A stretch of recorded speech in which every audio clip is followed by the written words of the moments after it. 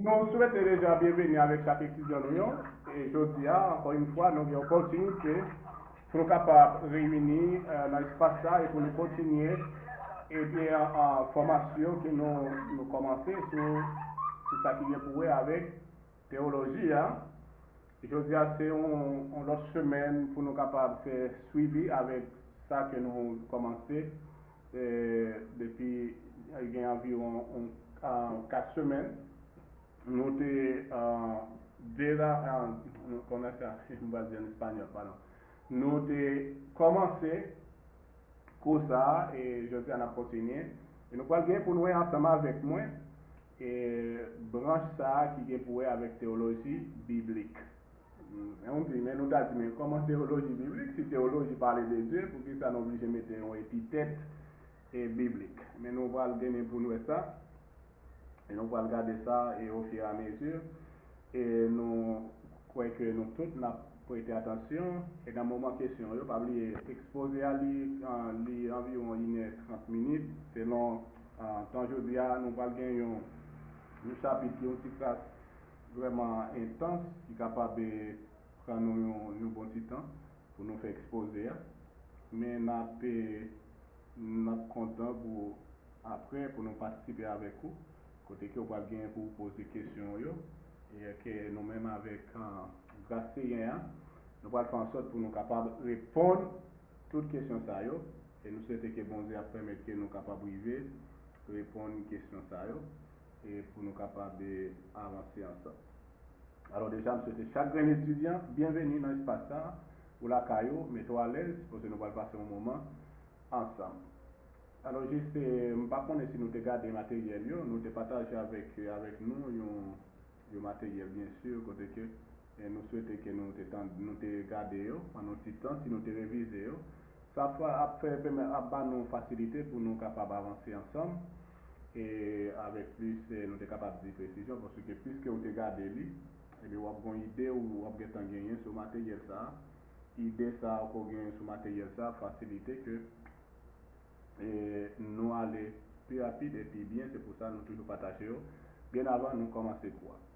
Alors nous parler de théologie biblique et qui ça qui vient dans la tête nous et en fait il est extrêmement important pour nous clair, pour nous capables de connaître à qui ça que nous avons fait référence et puis c'est nous te parler de plusieurs branches ou bien plusieurs courants et théologie et nous dit théologie biblique là c'est un courant théologie en courant théologique qu'il a bien pour nous considérer. Moi, commencer avec lui d'abord parce que c'est extrêmement important.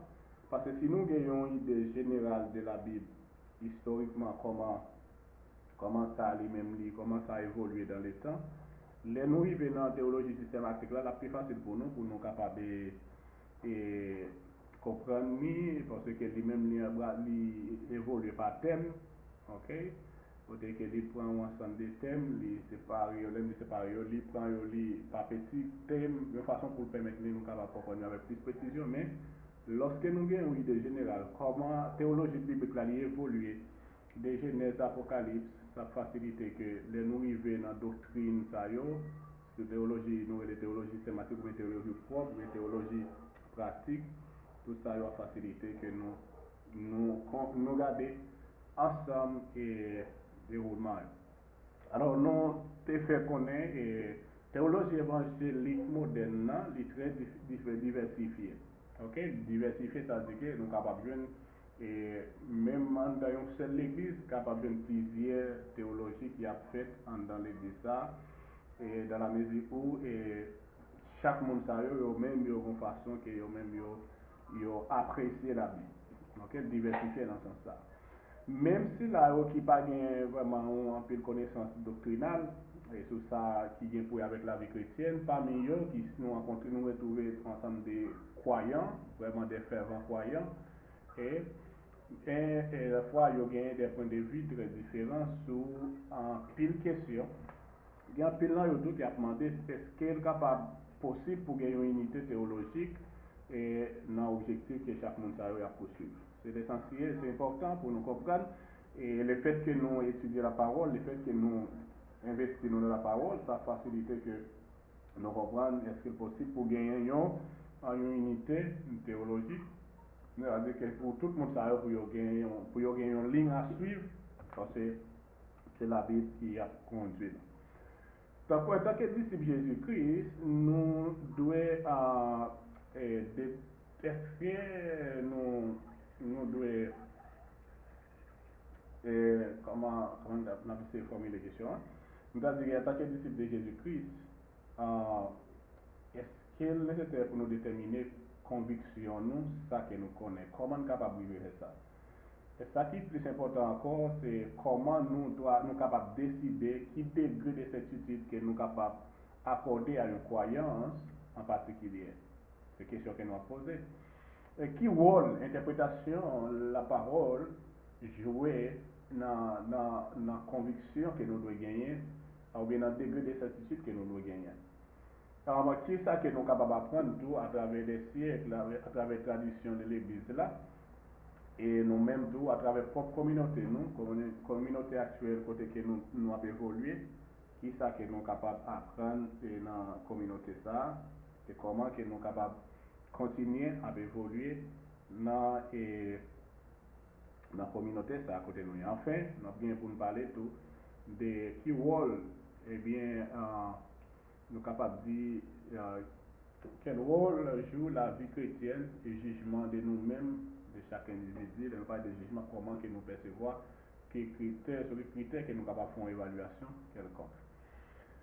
En fait, c'est pour ça que l'école là décide de fournir à chaque étudiant une méthode utile pour discerner les croyances chrétiennes et puis déterminer le degré de certitude que je dois attribuer avec croyance. Et il a bien pour nous passer en revue toutes les différentes façons dont les chrétiens ont interprété la Bible, différentes façons que les chrétiens ont même interprété la Bible.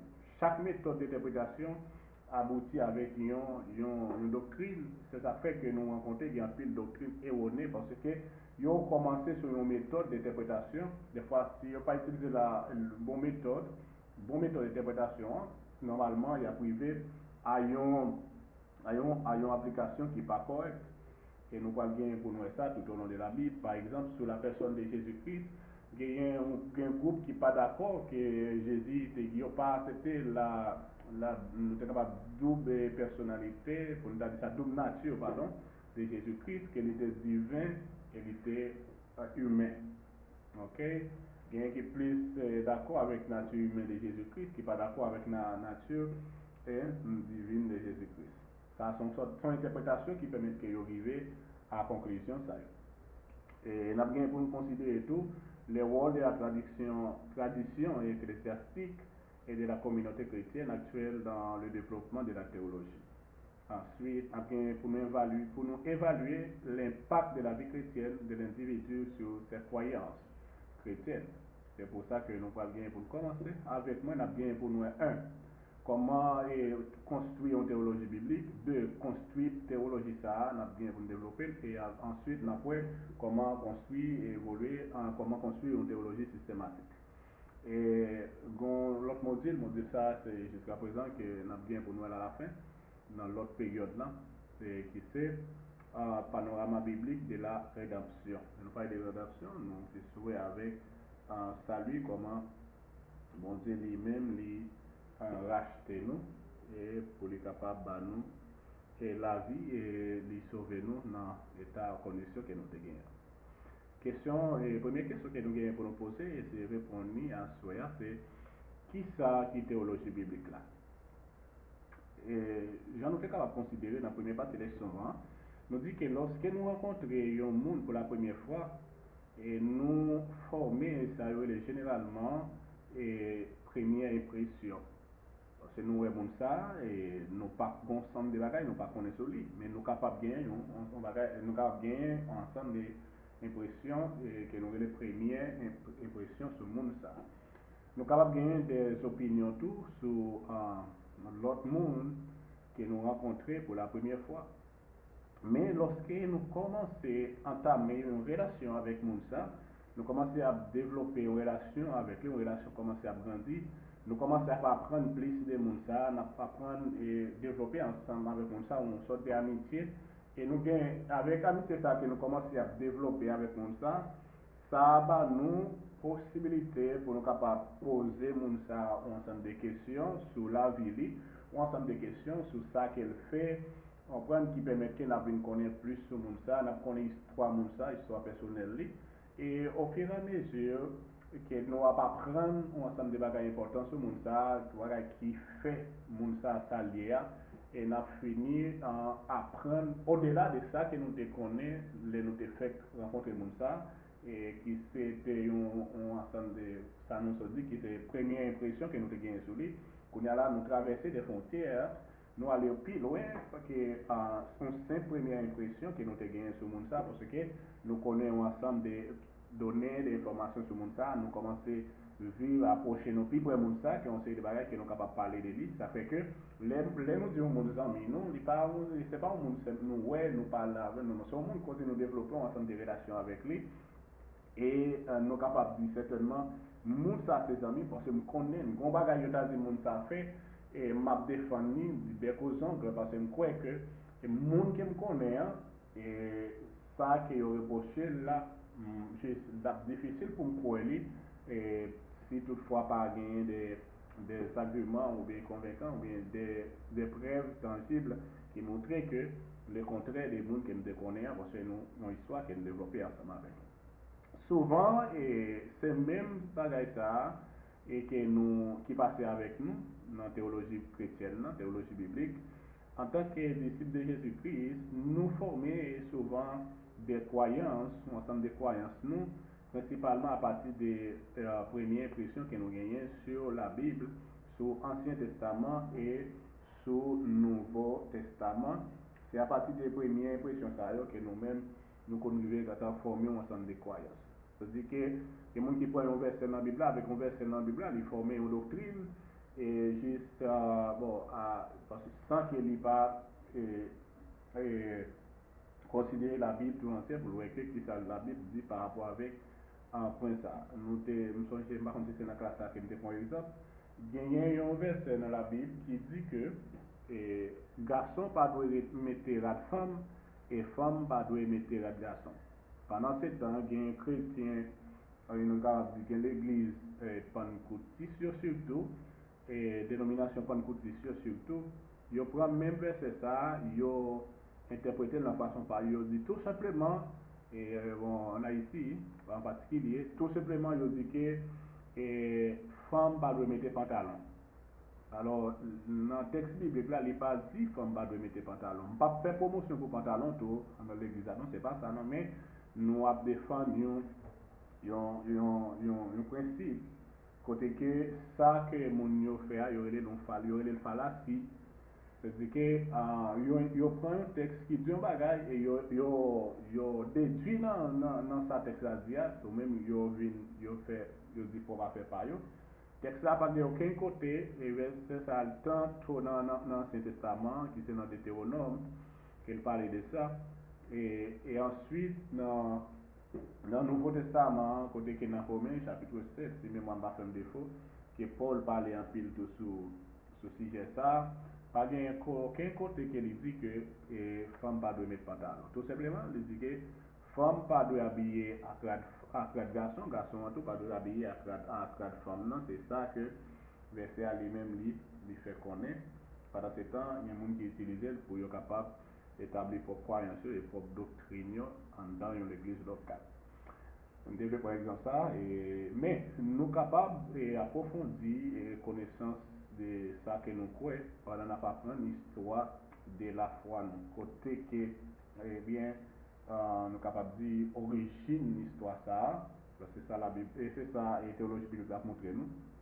Et l'histoire de la Bible, comment nous sommes capables de mettre la foi nous qui c'est le fondement hein, et côté que nous de déposer la foi nous et vraiment tel que nous parlons comment ça lui-même comment se dérouler depuis la première page livre Genèse et l'arrivée jusqu'aux dernières pages livre de Apocalypse qui est extrêmement important. Alors aujourd'hui dans le premier numéro que nous avons gagné pour nous parler et nous allons concentrer nous sur trois sujets principaux. Et je souhaitais que nous prêtions un peu d'attention. Et premier bagage que nous avons pour nous, Nous allons pour nous parler des orientations de base sur la théologie biblique. Et nous allons poser des questions qui ça que nous sommes capables de comprendre par terminologie ça, thème ça que utilisé. Deuxièmement, nous allons examiner les événements de la théologie biblique, qui direction discipline ça lui-même prend à travers les siècles, à travers l'histoire. Et troisièmement, nous allons pour nous explorer l'interconnexion entre l'histoire et la révélation. Il y a une préoccupation, moi je crois que c'est plus centrale de théologie biblique là. Et on nous commencer pour nous capable d'évaluer le premier élément que nous avons mentionné. Nous dit, nous parler de l'orientation de base, c'est le sujet que nous avons gagné pour nous regarder ensemble, pour nous évaluer ensemble comment que nous capables considérer ce sujet ça. Nous dit que les théologiens utilisent le terme théologie biblique là de diverses manières. Ça a aidé nous penser sur des utilisations qui s'inscrivent dans un éventail de sens large et étroit. D'accord? Et l'on peut le lire dans le sens large, comment vous comprenez, et dans le sens restreint ou bien étroit, comment vous arrivez à comprendre. Au sens large, nous dit le terme théologie biblique, là, signifie généralement que la théologie est fidèle au contenu de la Bible. De ce point de vue, la théologie biblique est toute théologie qui reflète fidèlement les enseignements de l'Écriture, c'est-à-dire les enseignements de la Bible, les enseignements de la parole de Dieu. Et c'est extrêmement important pour nous capables de garder ça et pour nous comprendre tout ça que nous avons dit là. D'accord? Et nous continuons pour nous dire que, puisque théologie biblique là, nous dit c'est tout contenu de la Bible, et d'après point de vue ça, théologie biblique là, c'est toute théologie qui reflète fidèlement l'enseignement et la Bible, l'enseignement qui est nous fait dans la parole. Et l'état inutile, tout pour nous dire, inutile de dire qu'il est très important pour les évangéliques que toute théologie soit biblique au sens large. Alors, nous voulons tout porter une clarification. Là, nous utilisons le mot évangélique. Assez souvent, c'est même nous-mêmes, même avec nous, nous entendons qu'il y a des gens qui disent, moi c'est l'évangile. Voilà ça. Nous entendons ça très souvent en Haïti, mais pour étudier en bas, c'est particulier, les gens qui étudient avec nous dans l'école là, ils connaissent que nous déjà porté plusieurs reprises correction sur le mot ça, pour dire que c'est l'évangile. D'accord? L'évangile, et la bien bonne nouvelle, c'est la bonne nouvelle du royaume de Dieu, c'est Jésus-Christ même qui c'est l'évangile. Et un chrétien, un monde, il n'est pas qu'à l'évangile, mais il est capable évangélique.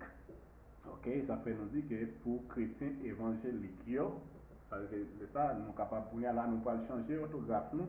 Au lieu que nous pouvons dire que nous c'est l'évangile, qu'on a là, on a dit que nous c'est évangélique plutôt qui a cadré réellement avec ça que nous-mêmes nous devons connaître et dans le contexte ça. Et je pense que c'était extrêmement important pour nous faire cette clarification ça parce qu'il y a une pile de correction que nous sommes obligés à faire au fur et à mesure pendant que nous avançons parce qu'il est nécessaire pour que pendant que nous avançons et dans le moment ça on a fait porter lumière sur l'ensemble des bagages que nous devons apprendre et bref nous pas d'apprendre ni mieux. Nous dit que nous voulons être fidèles au contenu de la Bible car nous sommes attachés à la doctrine de la sola scriptura.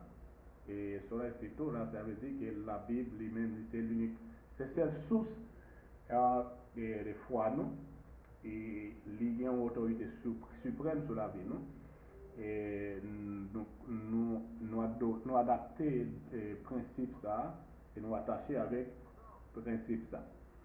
Et c'est que nous devons attacher nous avec conviction que la parole, qui est le juge final, ultime, c'est le dernier juge de toute question qui vient pour avec ça, nous sommes capables de parler sur la théologie. Alors, moi, je pense que c'est une optique ça, et que nous parlons. Ça semble qu'il y a un monde qui soit pas attendu, qui a dit allô, si vous connectez, nous avons rappelé que dans ce moment ça, c'est pas un moment question, c'est un moment seulement où vous attendez nous, après vous apprenez notre Et dans le moment question, on va ouvrir le micro, on va poser question, laisser ça on répondre parce que nous avons une phase exposée. D'accord? Nous devons faire ce rappel ça pour chaque étudiant New York. Mais nous disons théologie contemporaine, ils parlent tout de théologie biblique d'une façon qui est plus étroite et plus technique. Les nous allons dans l'extrémité ça, nous disons théologie biblique là, c'est une théologie qui est conformée non seulement au contenu de la Bible, mais aussi à ce qui est pour avec priorité de l'écriture, des Saintes Écritures, priorité de la parole de Dieu. Les Noirs, d'après point de vue ça, nous disons théologie biblique là, il adhère non seulement à ce que la Bible enseignait, à ça la Bible enseignait, mais aussi à la manière dont la Bible organisait ou bien regroupait théologie.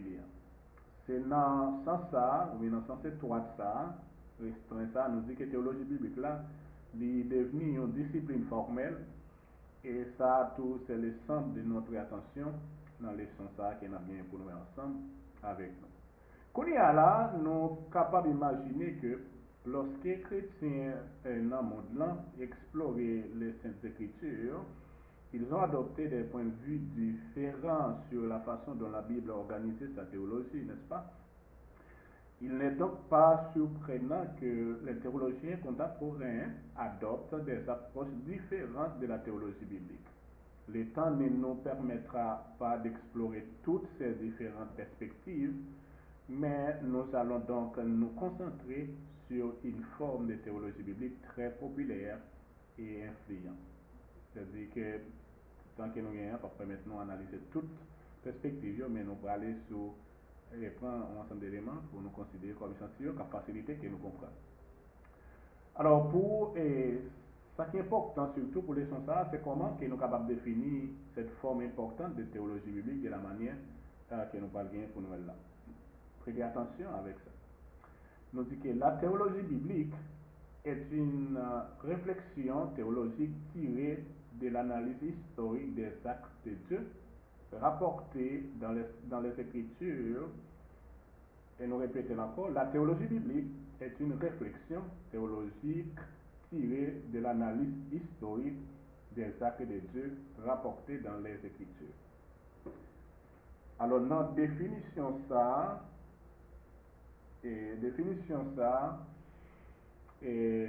permet que nous sommes capables de dire, définition ça gagne là, donner trois éléments qui est important pour nous comprendre.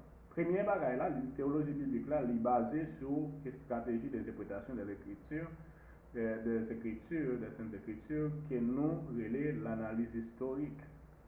Deuxièmement, il dit que l'analyse historique, ça, est particulièrement centrée sur les actes de Dieu trouvés dans la Bible. Et troisièmement, théologie biblique là, il implique une réflexion théologique sur les actions divines dans les Saintes Écritures. Ça dit dans la Bible. Pour nous mieux comprendre l'approche ça que nous faisons, nous avons examiné trois aspects de définition noire. Premier bagage que nous avons dans la définition noire, nous avons exploré qui ça que nous comprenons par analyse historique. Deuxièmement, nous avons pour nous tout qui ça que nous apprenons ou nous comprenons par acte de Dieu ou bien action de Dieu. Et troisièmement, nous avons pour explorer les types de réflexions théologiques qui ont lieu dans la théologie biblique. Et nous avons considéré d'abord le fait que la théologie biblique est tirée de l'analyse historique des Saintes Écritures. L'analyse historique, c'est le premier bagage que nous avons. Pour nous comprendre ça que nous sommes capables de comprendre, ça que nous entendons ou bien qui impressionne, qui compréhension nous des analyses historiques. Par analyse historique, nous devons passer en revue certaines perspectives générales que nous avons gagné pour nous introduire dans d'autres séries que nous avons gagné pour nous voir ensemble. Et nous avons gagné pour nous voir, et puis devant dans la série qui est basée, ou bien dans un chapitre qui est basé sur théologie systématique là, nous avons gagné pour nous voir comment Saint-Esprit conduit l'Église à faire un bon exégèse. Et quand nous parlons d'exégèse, nous parlons d'une bonne interprétation de la Bible, une bonne interprétation de la parole de Dieu. Et dans ce sens, on a de trois façons, comment les développer exécuter ça de trois façons principales. De trois façons principales. Première façon, hein, nous allons parler de l'analyse littéraire. D'accord? Nous allons parler de l'analyse historique et nous allons parler de l'analyse thématique. Comme que nous dit à plusieurs reprises, les chrétiens utilisent toujours trois approches. Et des fois, ils combinent tous les trois, l'une avec l'autre, mais nous-mêmes, pour capable permettre que nous puissions comprendre, nous pouvons aller apprécier une par une, et une façon pour nous capable permettre à ce que nous capables plus bien assimiler l'approche que nous allons gagner pour nous faire ensemble avec chacun de nous, et nous parler des approches et ça qui c'est un. Et nous parler de l'analyse littéraire, l'analyse historique et l'analyse thématique. D'accord? L'analyse littéraire, nous considérons, l'analyse littéraire considère la Bible comme une peinture. D'accord? Une peinture, c'est, nous connaissons un monde qui peinture, qui a un tableau, qui peinture, hein, qui peinture tableau, et pour le monde qui connaît, d'accord? Considéré comme une peinture, c'est-à-dire qu'il y a un portrait littéraire, conçu par un auteur, des auteurs humains pour influencer les lecteurs d'une façon particulière. Alors là, nous parlons de l'analyse, l'analyse littéraire. Notez ça, l'analyse littéraire fait référence avec une peinture, un portrait et que le monde lui-même lui fait pour l'influencer et c'est là qui est capable de lire ou bien en particulier. L'analyse, nous deuxième bagage, nous parlons de l'analyse historique. L'analyse historique, là, considère la Bible, les Saintes Écritures comme une fenêtre sur l'histoire. C'est une fenêtre, nous connaissons qu'il y a une fenêtre qui baille, qui a une direction. Côté que les gens qui campent dans la fenêtre, ça, on va regarder ce qui a passé derrière la fenêtre là. D'accord? N'est-ce pas?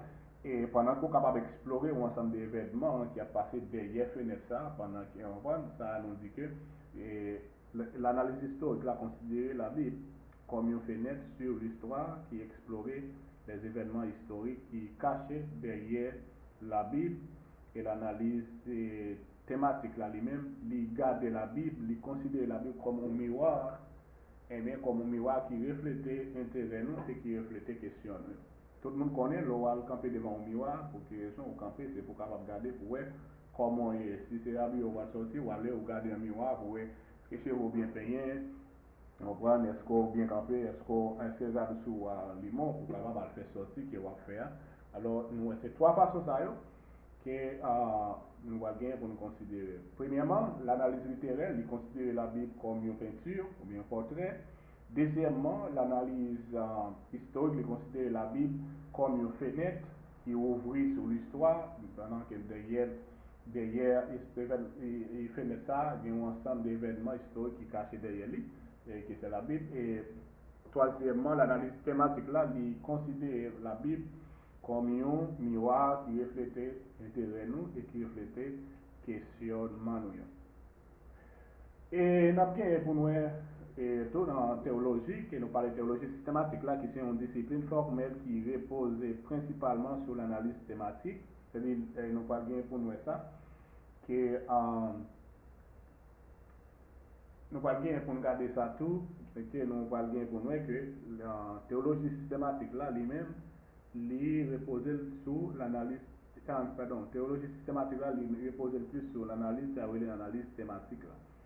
C'est-à-dire que les systématismes, ils mettent accent sur les thèmes et priorités chrétiennes traditionnelles qui ont développé tout au long de l'histoire de l'Église. D'accord? Ils se tournent généralement vers les Écritures pour obtenir des réponses à une longue liste de questions ou des sujets très traditionnels. En revanche, la théologie biblique aborde les Écritures principalement avec une analyse historique. Nous avons une différence, non? Et théologie systématique là, lui-même, il approche lui relationnel plus avec analyse thématique. Ok? Et théologie biblique là, lui-même, il associe plus avec analyse historique. Et nous parlons comment la Bible lui-même, comme une fenêtre qui va nous accès à l'histoire, où on sait pas que nous sommes capables de voir, ça qui vient pour avec la théologie biblique. Comme nous devons ça Ok, nous sommes capables de voir ça. Et dans ça que nous avons bien pour nous considérer ensemble avec nous. Et nous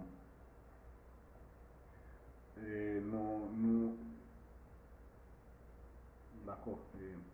Excusez-moi, d'après accepter un étudiant qui t'a essayé de faire demande d'intégration.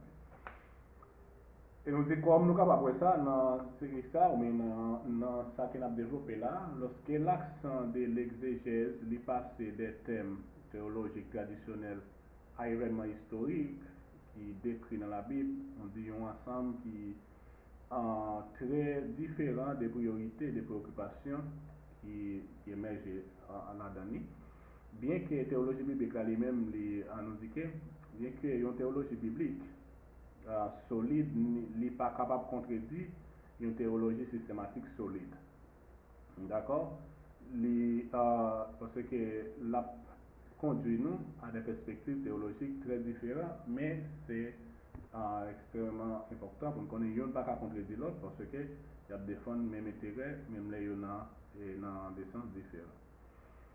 Et nous pouvons considérer qu'on est plus dans l'aspect définition question. Nous avons parlé de ça qui vient pour avec nous parlé de ça qui vient pour avec les actes de Dieu, action mondiale. Puisque nous savons que la théologie biblique là, est basée sur l'analyse historique des Saintes Écritures, nous devons tourner nous et font retourner avec le fait que il est intéressé principalement aux actes de Dieu. C'est-à-dire qu'il est intéressé dans ça qui vient pour avec action bon Dieu, qui est extrêmement important pour nous noter. Nous pas de petit point de vue par rapport avec ça que nous avons essayé de développer, concept que nous avons essayé de développer là, et qui est extrêmement important et pour nous tous et pour les amis nous, même capables de mettre en valeur et puis considérer. Alors, nous dit que la théologie biblique là, elle-même, les rapporter de nombreux types d'événements historiques différents, mais la théologie biblique demande principalement qui ça la Bible dit, qui ça les Saintes Écritures dit, que Dieu lui-même lui fait tout au long, et nous sommes capables de dire que tout au long de la Bible. Ok? C'est ça que c'est une question que lui-même lui essayait de poser, qui ça que en fait on Dieu fait tout au long des développements et la parole de Dieu, bien des histoires de la Bible, qui ça bon Dieu lui-même lui fait. C'est extrêmement important pour nous tous nous capables de reconnaître question ça. Puisque les chrétiens ils répondent à la question ça de manière très différente, nous devons camper pendant quelques instants pour nous réfléchir à ce que la Bible enseigne sur les actes de Dieu dans l'histoire. Il y a une façon traditionnelle et utile de parler de l'activité de Dieu dans l'histoire. Nous sommes capables de rencontrer dans une confession de foi historique, c'est confession de foi Westminster, dans le chapitre 5, dans le paragraphe 3, et je vais pour me partager avec nous tous ce groupe-là, pour nous capables de réviser ça dans le il décrivait l'activité de Dieu dans le monde et il va nous un résumé pratique de certaines idées importantes. Et nous sommes capables de garder pour nous une façon que il parle de la providence de Dieu et comment il écrit. Il dit comme ça que Dieu, dans sa providence ordinaire, se sert de moyens.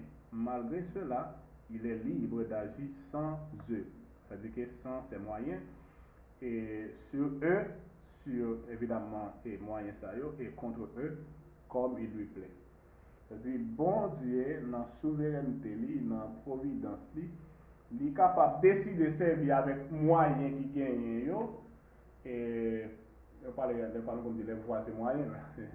Il est capable d'utiliser moyens qui gagnent, qui sont disponibles. Il est capable de ne pas utiliser, il est capable d'agir sans eux, il est capable d'agir sous eux, c'est-à-dire au-dessus de eux, et contre eux, et il fait ça, c'est Jean Livlet. D'accord? C'est ça que nous avons besoin de comprendre. C'est extrêmement important. Qui est-ce que nous notons ici? Nous notons que confession de foi est énumérée 4 catégories principales de la providence divine. C'est-à-dire, on parle de providence divine, nous parlons de que comment mon Dieu lui-même est capable d'agir à travers l'histoire dans un ensemble d'événements qui passaient pendant ce temps, ou même nous regardons l'événement, ça, nous ne pas connaître pour qui ça va passer. Il y a un exemple qui est capable de nous tous nous connaissons l'histoire de Joseph. Nous connaissons une histoire qui touche un pile dans nous, les nouvelles comment que Joseph, qui c'est un petit Jacob, et Joseph, et dans la providence de mon Dieu, on était un plan pour Joseph, et était un plan pour famille, était un plan pour peuple, à côté qu'à partir des familles, ça d'avoir construit un peuple. Et côté que dans l'époque, Joseph fait un rêve. Joseph a tellement lui-même, il était naïf, il pas même connaît, il racontait un rêve là avec famille. Premièrement avec frère Lio, après ça le racontait avec papa, lui, maman, et rêve ça va causer jalousie côté que frère Lio va décider de défendre. Ça c'est eux-mêmes. Mais dans la providence mondiale, vous avez un plan qui est au-delà de ça que vous avez pensé. Et à travers l'événement, ça, nous voyons comment bon Dieu pourra le servir avec Joseph jusqu'à ce que Joseph pourra arriver devenir le deuxième, nous capable dire, citoyen d'Égypte. Parce qu'il était premier ministre, après roi, c'était lui-même.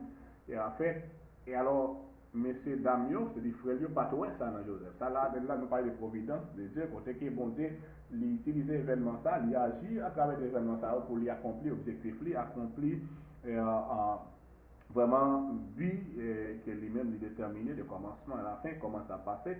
Et à la fin, Joseph va lui répondre, Monsieur, Dame, frère, il va lui répondre comme ça pour dire, et les messieurs ont commencé, messieurs ont commencé à inquiéter.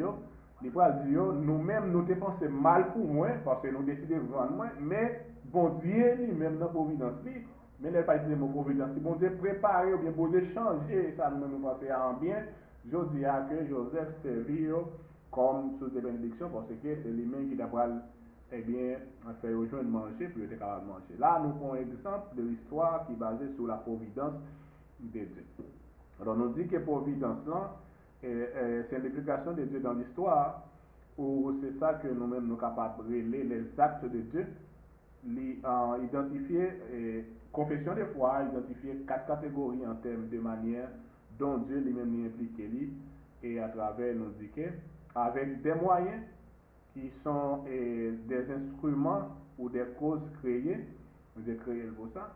Nous dit que malgré toute étape Joseph est passé, nous prenons exemple là, et Joseph lui a vendu l'enquête Potiphar, Madame Potiphar accusé les faussement, là dans la prison, mais ça n'a pas empêché que ça bon de destiné pour Léa, d'arriver là, parce que ça va arriver, Premier ministre en pays Égypte. Nous disons, les Noirs, les noms de l'autre extrémité, on est capable de rencontrer que confession de foi, Westminster, qui c'est une confession de foi historique, il mentionne que Dieu utilisait normalement des moyens, c'est-à-dire qu'il ne travaille pas des moyens, et en d'autres termes, bon Dieu accomplit ses desseins dans l'histoire en agissant à travers les différentes parties de la création. D'accord? Catégorie ça, cette catégorie comprend des choses comme les phénomènes naturels et l'activité quotidienne des créatures. C'est-à-dire, dans la vie, il y a un ensemble de phénomènes naturels qui passent, mais il n'y a pas au-delà des plans montés et nous parlons ça. Deuxième bagage que nous voyons que confession de foi permet de nous comprendre, c'est que bon Dieu parlait des actes de Dieu sans moyens. C'est-à-dire qu'on va utiliser, il est capable d'intervenir directement dans le monde sans utiliser aucune ressource normale. Par exemple, parfois dans la Bible, nous joignons que bon Dieu inflige des maladies aux gens et les guérit sans utiliser aucun instrument créé. Par exemple, il y a des gens qui confondent ces maladies, ils parlent dans le docteur et bon Dieu guérit sans qu'il n'y ait pas d'intervention médicale. C'est-à-dire qu'ils vont intervenir sans moyens qui sont disponibles. D'accord? Ils sont dit comme ça. Troisième bagage que la confession de foi permet que nous comprenions, c'est la confession de parler nous que bon Dieu agit dans l'histoire sur les moyens, freinant quelque chose de tout à fait ordinaire et le rendre extraordinaire. Il y a un exemple que nous gagnons qui est clair, c'est la naissance surnaturelle d'Isaac. Tout le monde connaît que bon Dieu, l'élevé d'Abraham, Abraham a 75 années, et madame ni te gen yon en moins, et les Abraham ils vont côté que comme tout l'homme, tout le monde, il ouais que là, il a rentré, et madame ni tout, mon côté, il impressionné, il fait lui, et aller son petit avec un servant qui était les Aga, pendant que yo même yo pas arrêté de promesse mondiale, parce que yo impressionné par obstacle pour ensemble de bagages qui est passé. Sarah lui-même, il était stérile, non seulement il était stérile, Marie, te gen l'âge, lui-même te gen l'âge qui passait, et d'après nous-mêmes, nous comprenons, d'après la science, et il était impossible pour nous de faire petit, mais d'après bon Dieu, pas rien qui est impossible. Nous voyons un exemple clair, côté que bon Dieu lui-même lui agit au-dessus des moyens, c'est-à-dire qui est disponible pour montrer que c'est toujours bon Dieu. Le combat ordinaire, il est rendu extraordinaire. Nous par exemple Isaac qui était fait entre l'union de Sarah et Abraham, côté que il était passé, était mon âge qui était déjà passé. Et quatrième bagage que confession des fois lui-même lui permet que nous comprenions, c'est que bon Dieu est capable d'agir contre les moyens qui sont disponibles, faisant que les choses se produisent d'une manière qui est contraire au fonctionnement normal de la création. Par exemple, à l'époque de Josué, Dieu agit contre les schémas normaux de la nature lorsqu'il a arrêté le soleil.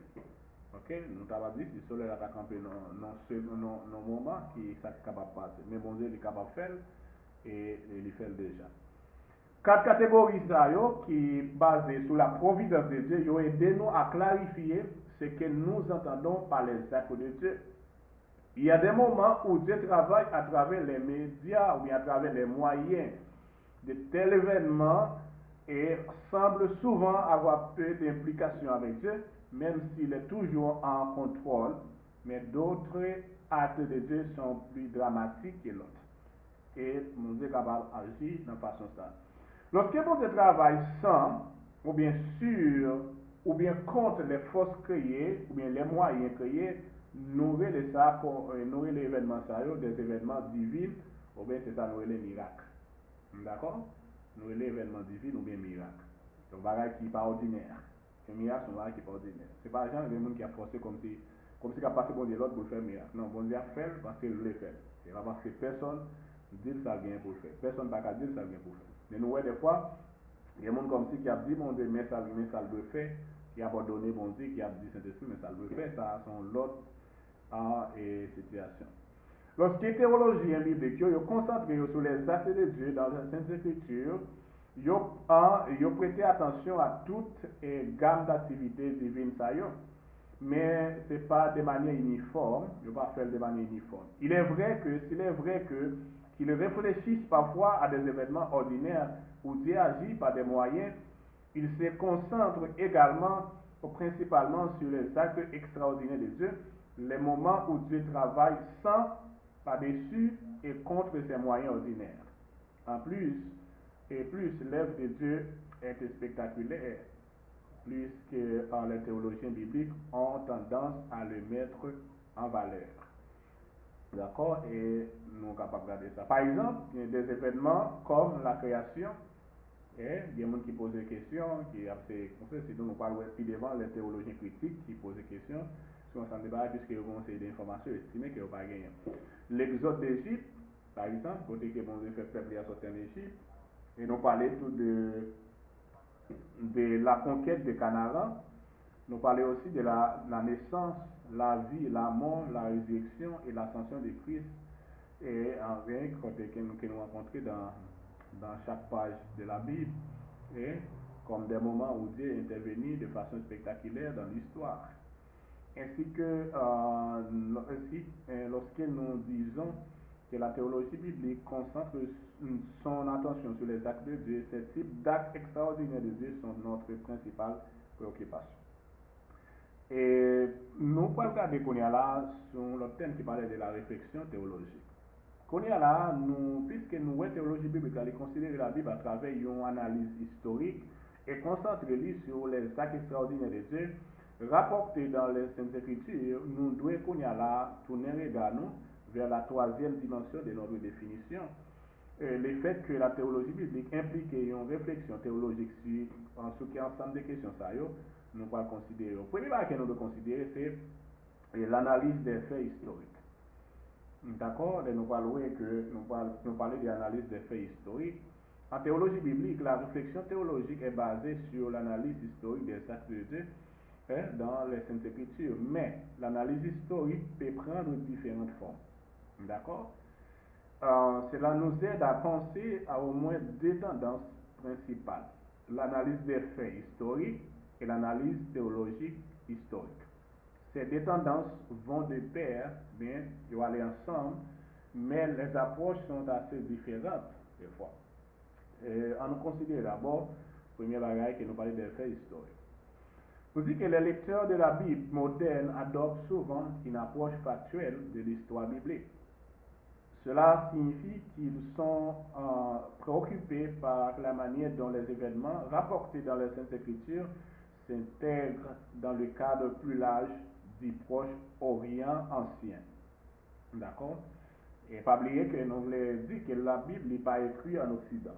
La Bible est écrite en Orient. C'est-à-dire une culture totalement différente par rapport à la culture par nous-mêmes qui trouvons en Occident. Alors c'est ça fait que dans l'affaire approche, il faut que nous considérions tout ça qui a permis que nous puissions faire une bonne interprétation. Une approche factuelle de l'analyse historique pose des questions telles que la date de l'Exode sous la direction de Moïse, les circonstances historiques qui ont donné naissance à la monarchie d'Israël, les preuves de certaines batailles et d'autres événements cruciaux. Le but de l'analyse des faits historiques est très simple. Il s'agit d'établir un récit fiable. Ne pas de récit, c'est raconter ça qui passait. D'accord? Fiable des faits et de l'histoire en combinant ce que nous apprenons des Écritures avec des informations que nous obtenons d'autres sources. D'accord? Ça, c'est ça pour nous. Deuxième bagage, nous dans l'analyse théologique historique, là, nous dit que aussi important que soit l'approche factuelle, la théologie biblique est davantage axée sur l'analyse théologique historique.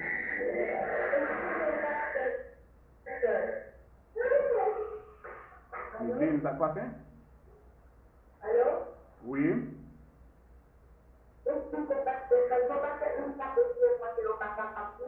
Ah, ok. Oui, non, parce ah, bueno, c'est ça que ah, ok, ça fait le dimanche, ça, bon, je suis capable de connecter nous sur WhatsApp là. Allô? Oui, m'attends, oui. Allô? Oui, m'église, m'attends, oui, vous m'attendez moi-même? Oui. Mhm.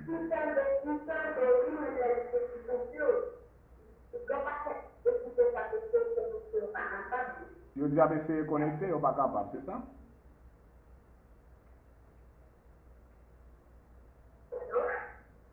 Ok, vous dites, yo pas ah, yo pas capable. Ça passe parce que si on entre en retard tout, yo pas capable, yo pas rentrer.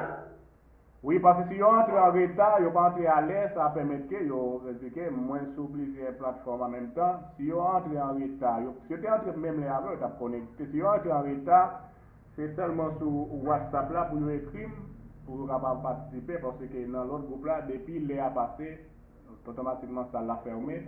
Dans l'air, yo pas rentrer.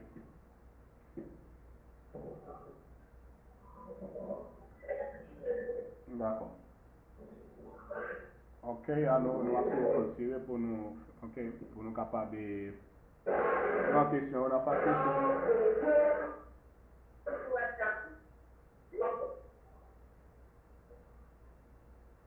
Allô? Oui. Allô? Oui, Migline, vous tendez moi ou bien vous pas tendez parce que moi tendez moi-même.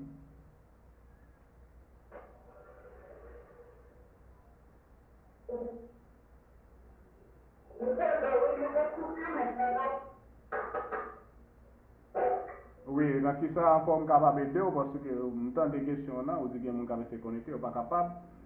Et si vous pas la mon audio écrit sur WhatsApp là, ok, et puis on a connecté au parti de WhatsApp là parce que l'autre application, hein, depuis on entre en retard, normalement, l'application est faite pour les qui est correct, c'est-à-dire que les gens s'abonnent d'ailleurs.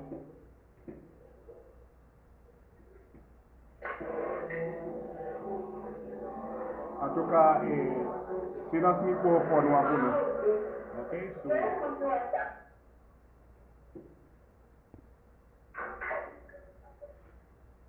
ok, juste n'a continué.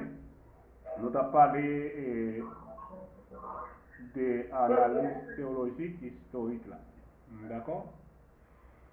Nous avons dit qu'il est aussi important que soit l'approche factuelle de la théologie biblique est davantage axée sur l'analyse théologique.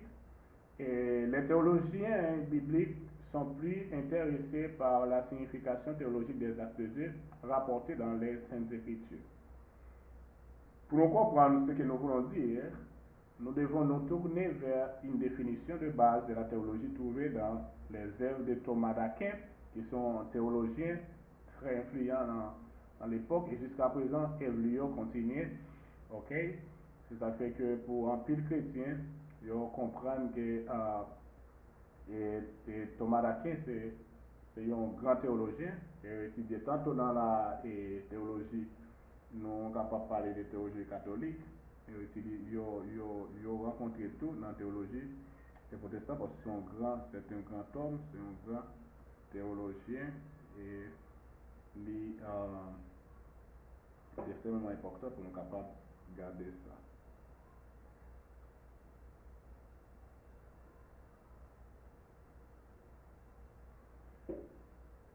Bien.